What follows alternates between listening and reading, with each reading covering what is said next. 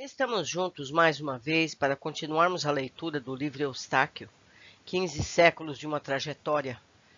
Foi organizado por Abel Glasser e orientado pelo espírito de Caibar Schutel. Capítulo 5. A destruição do vilarejo. Era uma tarde chuvosa. O castelo do rei encontrava-se exposto de fúrias de raios e trovões que o cercavam insistentes. Iluminava-se a cada relampejar e assustava-se com os ventos irados que percorriam os corredores palacianos, imitando ousados clangores, ou seja, sons de trombeta. Tricolejavam os lustres de cristal e as velas cediam inertes o clamor da ventania. Dentro das muralhas, a vida permanecia quase inalterada. Não fosse o temor da cólera dos céus, que tantos nobres e cavaleiros escondiam sob o manto de sua venerada valentia. Impaciente, o rei Clovis andava de um lado para o outro em seu gabinete de trabalho, quando pretendia tocar o sino, chamando seu serviçal mais próximo. Adentrou a sala, abruptamente, o adido do visconde Arquibaldo Menelau, trazendo notícias. Majestade, o general Rouanet está a caminho. Provavelmente o mau tempo o atrasou. Dentro de alguns minutos estará em vossa augusta presença. Melhor assim. Tenho importante missão a lhe passar e não pode esperar. Tal como profetizado pelo criado, minutos depois Eustáquio era anunciado. Meu bom amigo, necessito de teus préstimos. Há uma revolta surda em meus domínios. Os burgúndios não querem a unificação de meu reino. O momento exige uma intervenção armada e quero que cuides disso. Certamente, majestade, estou ao vosso dispor. Tendes de mim o mais fiel soldado do reino. Partirei de imediato, necessitando apenas organizar a expedição. Não poupes esforços e gastes o quanto precisares. Os cofres reais te estão franqueados. Dias depois, partiu Eustáquio em missão oficial de alta importância para o rei. Deveria romper com pontos de resistência existentes em determinadas vilas ao sul da França, de modo a preparar o terreno para a batalha final, onde já teriam os francos o apoio dos visígodos, conforme negociações que estavam em andamento. O impetuoso general Rouanet, entretanto, ambicioso e calculista, promoveu imenso saque das riquezas do reino, a pretexto de bem aparelhar sua caravana militar. Em verdade, desviou verbas para seu próprio enriquecimento e pretendia recompor o rei, saqueando as vilas que encontrasse pelo caminho. Outra de suas atitudes menos dignas do alto comando que lhe fora destinado. General, interrompeu as reflexões de Eustáquio, o conde de Berguion. Me perdoem pela má forma de eu dizer certas palavras. Haveremos de repor tudo aquilo que desviamos do castelo, mas, sinceramente, não sei como faremos. Ora, Bergerot, não há nada mais simples do que realizar saques vultosos nos locais pelos quais passarmos. Mas, general, trata-se de roubo contra nossos próprios concidadãos. Bobagem! Imaginemos que será apenas um empréstimo compulsório a engrandecer a campanha militar de Sua Majestade pela unificação do reino. Calado e insatisfeito com a explicação, o conde prosseguiu a viagem, respeitando as ordens despóticas de seu comandante. Eu faço um parênteses aqui, meus amigos. Até hoje, vemos essa atitude em nossos políticos, em nossos administradores públicos, que roubam descaradamente os cofres de muitos povos, não é verdade? Quer dizer, não mudou muito, o ser humano não mudou muito. Existem muitos como o Rouanet ainda hoje. Podemos então imaginar a vida que terão eles todos. Mas vamos continuar. Algumas horas depois, avistaram um imenso e verdejante vale, cujas montanhas tinham os pés a mais promissora vila da região. Parada total, anuncia Eustáquio. Descarreguem as armas e montem as barracas. Vamos fixar nosso acampamento nessa clareira. Sem questionamentos, os cavaleiros desmontaram os seus animais e cumpriram as ordens recebidas. Minutos após, o general reuniu-se com seu conselho na tenda principal.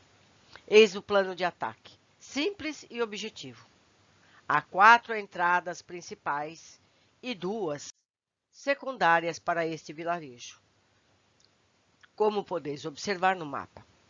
Quero homens espalhados por todas elas, bloqueando a entrada ou a saída de qualquer pessoa.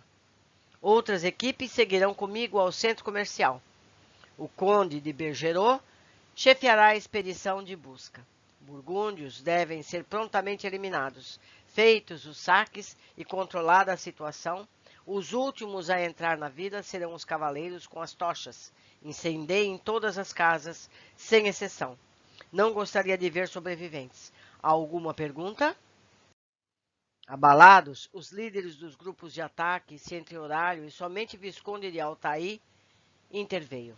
General, não entendo a razão de exterminarmos inocentes, tais como mulheres, crianças e idosos. Somos cavaleiros do rei e não mercenários. Não sejas estúpido. Desejas testemunhas vivas de nossos saques? Minhas ordens devem ser obedecidas à risca. Afinal, todos os senhores serão beneficiários, igualmente, das riquezas que arrecadarmos. Mas, comandante, acredito ser um pouco desumano. Cala-te. Tu não deves achar nada, apenas cumpra as minhas determinações. Todos bem conheciam o temperamento explosivo e colérico de Eustáquio e jamais iriam ter a ousadia de contestá-lo. Mórbido silêncio fez-se na tenda e cada um dos oficiais seguiu cabisbaixo para sua barraca. Seguro, o general tinha completo domínio da situação. Meses antes, envolvera-se amorosa e propositalmente com Rita, a filha de Paul, o comerciante mais rico da região. Por seu intermédio, à custa de favores sexuais, conseguiu o mapa da vila, bem como minucioso relato dos hábitos e costumes de seus habitantes. Sabia onde estavam guardados os valores do comércio e nenhum palmo no vilarejo lhe escapava o controle. Sem qualquer oposição de seus subordinados, o plano foi executado à risca. Na manhã seguinte, soldados camuflados, escondendo as bandeiras e os símbolos reais, invadiram a pequena cidade e, aos gritos frenéticos, iniciaram a chacina. Nesse percurso de terror, Eustáquio recordou-se do local. Era a mesma vila onde vários anos antes estivera em campanha com Gertrudes para ser curado da fatal tuberculose. Lembrava-se vagamente do velho Genevaldo e de seus conselhos. Altivo ignorou a coincidência e, à frente de seus homens, fazia questão de pessoalmente subtrair os bens dos comerciantes mortos, cruel e covardemente pelos soldados. A vila já se encontrava em chamas quando uma voz quebrou o silêncio sepulcral que se instalara por toda a região. Muito idoso, imóvel em seu leito, Genevaldo ainda orava, murmurando pequenas frases. Uma brilhante luz dourada cortou a negritude da fumaça que já subia aos céus e iluminou por alguns minutos a choupana do ancião. Ingressou, materializando-se no ambiente, o mentor papisco. Meu caro amigo Genevaldo, sabe que é chegada a sua hora, e de seus companheiros. Não se preocupe, em breve estaremos juntos outra vez. Você já tinha conhecimento do desencarne coletivo que há muito tempo pairava soturno sobre os destinos desta vila. Aqui concentravam-se inúmeros romanos que no passado queimaram vivos os cristãos na arena para deleite dos espectadores cruéis. Estava dentre eles e cumpre agora o seu trajeto regenerador. Desencarnara pelo mesmo modo que no pretérito fez irmãos seus deixarem o plano material. Faço novamente um parênteses. Então, meus amigos, a frase de Jesus: há de vir o escândalo, mas ai de quem trouxer o escândalo. Não havia, na verdade, inocentes na vila. Todos eram culpados no passado. O próprio Genevaldo era um deles, que sabia do que aconteceria. Então, tudo isso estava no plano. Mas, nem por isso, o Rouanet é inocente. Ele levou o escândalo, ele terá que quitar isso no futuro. Não é? Certamente nós veremos isso no futuro. Mas vamos continuar. Genevaldo, que pouco ouvia os sons da chacina, despertou imediatamente quando percebeu as ternas palavras do seu condutor espiritual. Ah, meu querido companheiro, cumpro resignadamente o meu destino. Louvo a Deus pela oportunidade de resgate que me é concedido. Sinto que, infelizmente, esse desencarne maciço de tantos semelhantes tenha sido provocado pelas mãos do menino Eustáquio. Ele já não é um menino hoje, general contrariando os conselhos que recebeu para a sua adolescência. Está investindo contra muitos inocentes, somente para saciar a sua ganância. Inocentes nessa vida, não é? Poderei auxiliá-lo no futuro, meu amigo? Não pense nisso agora. Procure fechar os seus olhos para o fardo da matéria e abra o seu coração para a luz da verdadeira vida. Aqui estou para ajudá-lo. Que Deus nos ilumine. Enquanto Genevaldo despedia-se de suas vestes carnais, muitas entidades inferiores rondavam o local a fim de resgatá-lo no momento em que ele passasse ao plano espiritual. Apoiado, no entanto, por mentor de luz, o brilho de sua partida cegou a todos os seres que estavam por perto e retirou-lhes qualquer tentativa de interferir no processo de desencarne. Vocês entenderam o que está se passando?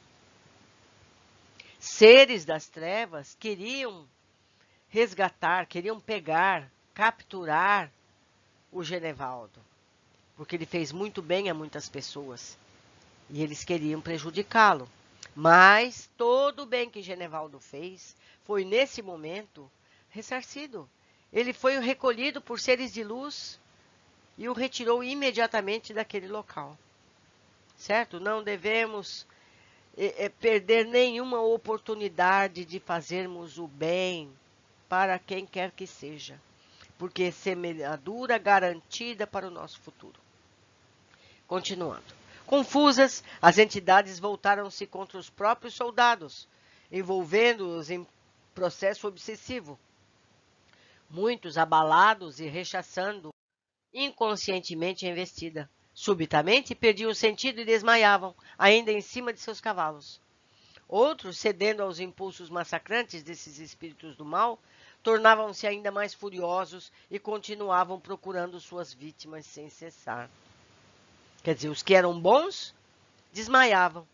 Os que eram maus cediam à pressão dos espíritos maléficos e continuavam a chacina. Eustáquio passeava pela vida envolta em chamas, contando os mortos e calculando o que lhe rendera o saque. Indiferente aos gritos de dor e às súplicas de socorro, pisoteava com seu animal os corpos que estavam à sua frente. Subitamente, uma dor no peito consumiu-lhe as forças e o seu corpo cambaleou na sela do cavalo. A cabeça turvou envolta em tonturas e já não conseguia raciocinar.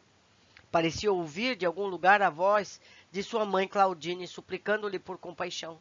Dominado por uma emoção inexplicável, deixou de divertir-se às custas da agonia alheia e, açoitando o equino, saiu inquieto do vilarejo.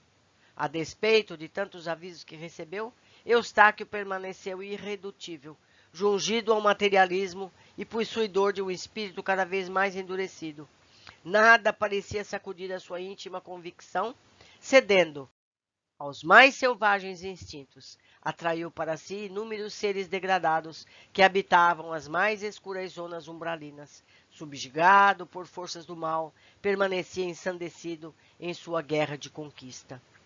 Quando deixa o plano físico, ante tantas atrocidades que cometeu ao longo da sua existência, outra não pôde ser a companhia que aguardava Eustáquio, senão a dos seus obsessores, aliados de sua insânia e cúmplices de seus crimes.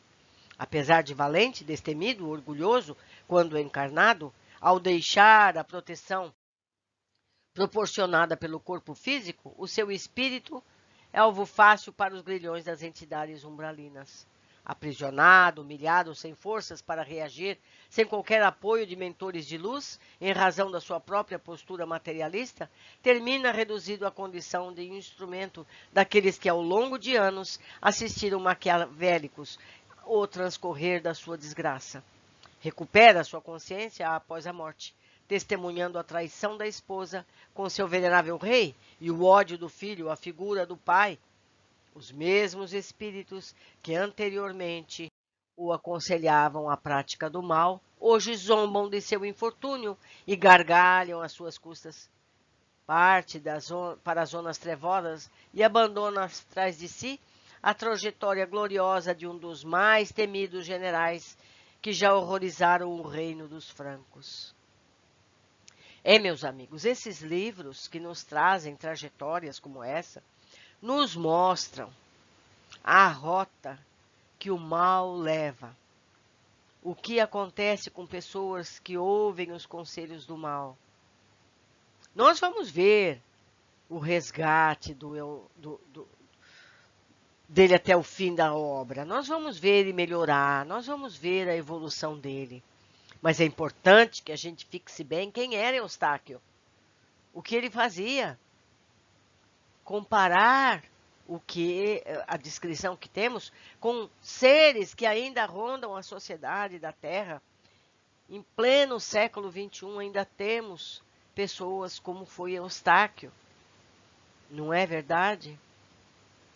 Eustáquio tem mais de 1000 anos que isso tudo que nós estamos lendo aconteceu. Não é verdade? Meus amigos. Ficamos hoje por aqui. Eu aguardo todos no próximo capítulo. Abraços.